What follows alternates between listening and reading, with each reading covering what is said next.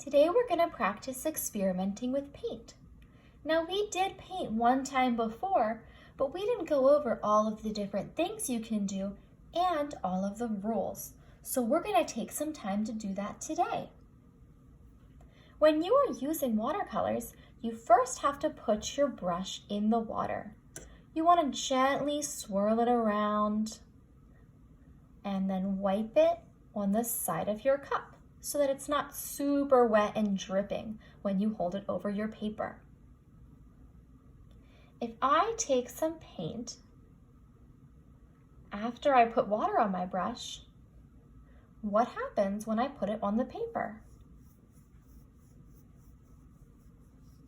You'll see that the color starts to show up. If I get a little bit more water and put more paint over top of it, the color starts to get darker.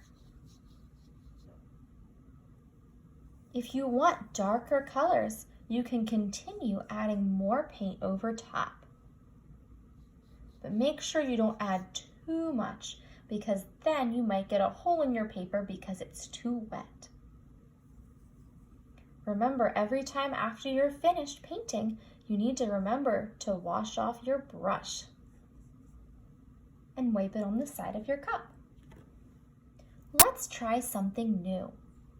First, we need to wet our brush, wipe it on the side of our cup, and pick a color from our palette. I'm going to pick green. So I'm going to paint a little spot on my paper green. I might need to go back and get a little bit more green paint like I did the last time. Notice how I'm gently swirling or swiping my brush in the paint. You don't want to be too crazy with it because then you might mess up your paint set. After I paint a spot on my paper, I want to switch to another color. But first, I need to rinse off my brush so that way I don't mix the colors in my palette. I wonder what happens if I put a different color on top of my green. Let's try putting some blue on top of the green. So I'm going to just put little dots of blue on my green. Notice how the paint starts to really spread out. If I wet my brush again, this time and don't wipe it off, and I drop some water onto this, the spots spread out even more. This is a cool technique you can do with your paints. You might want to use this when you're drawing spots on an animal. Here's something else fun you can do with paints. Now, if you have salt at home, you can try this. So first wet your brush and pick a color. Paint your paper. Again, you might need to go back and get a little bit more of that color. Then you're going to use some salt. I know it might sound a little funny to use salt, but we're going to see what happens. So I've got some salt here. It helps if you have a little bit thicker salt, a little bit bigger than the tiny salt. It might not work with the tiny salt. So I'm going to put it on my paints. I'm going to let my paints dry a little bit and see what happens. You might need to wipe away some of the extra salt that isn't on your paints. So just carefully move your fingers around the paints. You may need to pick up your paper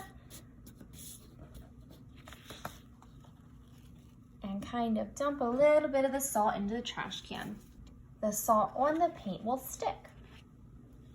We'll see what happens when it dries. This is one of my favorite things to do with watercolor paint. You're going to blow some of the paint with a straw once you paint it. That might sound a little silly, but we're going to give it a try. So let me get some paint and put it on my paper. I might need to add extra water to this spot so that when I blow with the straw, it really moves the paint around. So I'm going to take my straw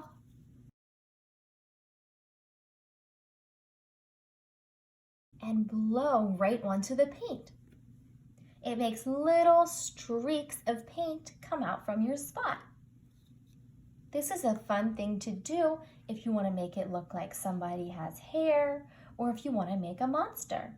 You can also practice drawing tiny and big lines with your brush.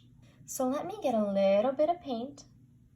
If I want to draw a tiny thin line, I'm going to hold my paintbrush towards the very top. And when I press it down on my paper, it's going to be like it is tiptoeing. So I'm just going to lightly pull it across my paper to make a very thin line. Now if I want to make a bigger line, might have to go get some more paint. Get some water and paint. I can lay my brush not on the top, but kind of lay it to the side. Hold it down and pull. You'll see that the line is much bigger. What do you think happens if you draw with a crayon and then paint over top of it? Let's see. I'm going to take a crayon. Let's see, maybe I'll draw a swirly here. Maybe I'll draw a heart here. Let's see what happens when I paint over top of it. First, I need to get some water. Wipe it off on the side of my cup just a little bit. I think I'm gonna pick yellow. Swirling it in the paint. And then I'm gonna paint right over top of my crayon. Look what's happening. You can still see the crayon underneath your paint. That's one of the very cool things with watercolors. They're a little bit see-through, so you can see crayon lines underneath. This is also because crayons are made of wax, and water doesn't stick to wax. So since these paints are made using water, when I paint the watercolors over top of my crayons, it won't stick to the wax, so I'll still be able to see my crayon. I'm going to use a different color to paint over the heart. Maybe I'll use orange. See, you can still see the paints underneath. My favorite color crayon to try this with is a white crayon. So since we're drawing on white paper, you may have a hard time seeing what you're going to draw, but that's a part of the fun. So if I draw something here in a white crayon, we're going to see what happens when we paint over top of it. Maybe I'll draw a curly line. I can't really see it,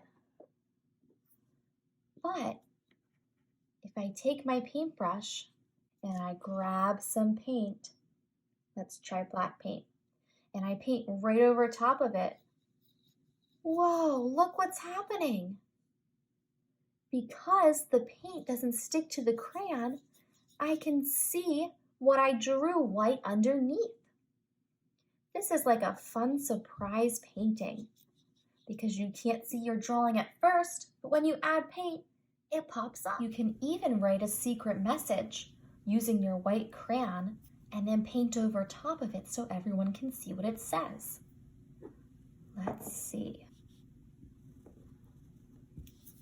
I'm gonna write something and then I'm gonna paint over top of it so we can see what it says.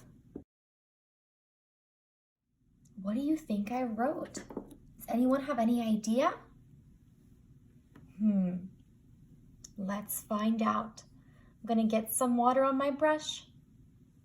Maybe I will use purple again. Boy, I'm starting to see the letters. I see U. I see N.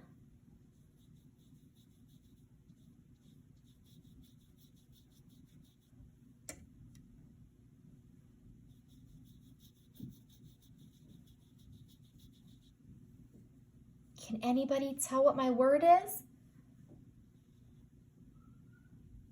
It's unicorn. Unicorn was my secret message.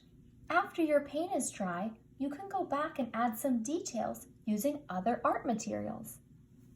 Maybe I want to add some small vertical lines to my purple lines. Once paint is dry, I can color right over top of it.